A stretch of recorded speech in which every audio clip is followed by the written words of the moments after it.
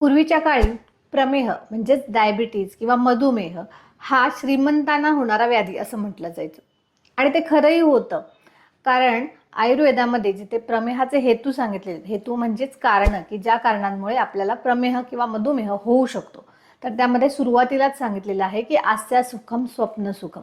म्हणजे ज्या लोकांना कुठल्याही प्रकारचं शारीरिक कष्ट पडत नाही किंवा जे सतत झोपून राहतात, आळसात राहतात, लोळत राहतात, दुपारचं जेवल्यानंतर झोप घेतात, तर अशा लोकांना, ज्यांना कुठल्याही प्रकारचं शारीरिक कष्ट होत नाही, अशा लोकांमध्ये प्रमेह होण्याचे चान्सेस सगळ्यात जास्ती असतात.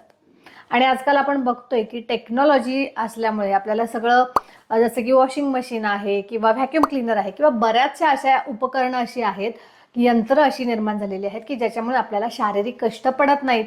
आणि प्लस आपण जर का व्यायामही करत नसू तर डेफिनेटली आपल्याला प्रमेह किंवा मधुमेह फ्युचरमध्ये होऊ शकतो. आणि तो होऊ नये म्हणून आपल्याला काय करायचंय, सगळ्यात पहिले म्हणजे आळस सोडून द्यायचा आहे.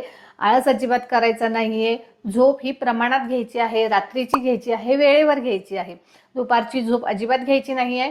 आणि शारीरिक कष्ट म्हणजे जर का तुमच्या कामाच्या स्वरूपामध्ये काही शारीरिक कष्ट असतील दिवसभरात होत तर ठीक आहे, पण काहीच शारीरिक कष्ट होत नसेल, पूर्णतः बैठं काम असेल, तर मात्र आवर्जून व्यायाम करून त्या शरीराला कष्ट देणं हे खूप गरजेचं आहे. तर आणि तरच भविष्यात जाऊन तुम्हाला प्रमेह किंवा मधुमेह किंवा त्यालाच आपण जे म्हणतो डायबिटीज होणार नाही.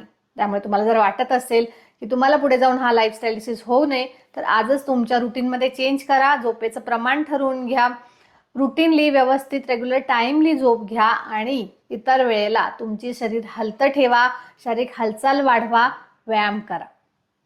व्हिडिओतली माहिती आवडली असेल तर नक्की लाईक करा, शेअर करा आणि चॅनलला सबस्क्राईब करा.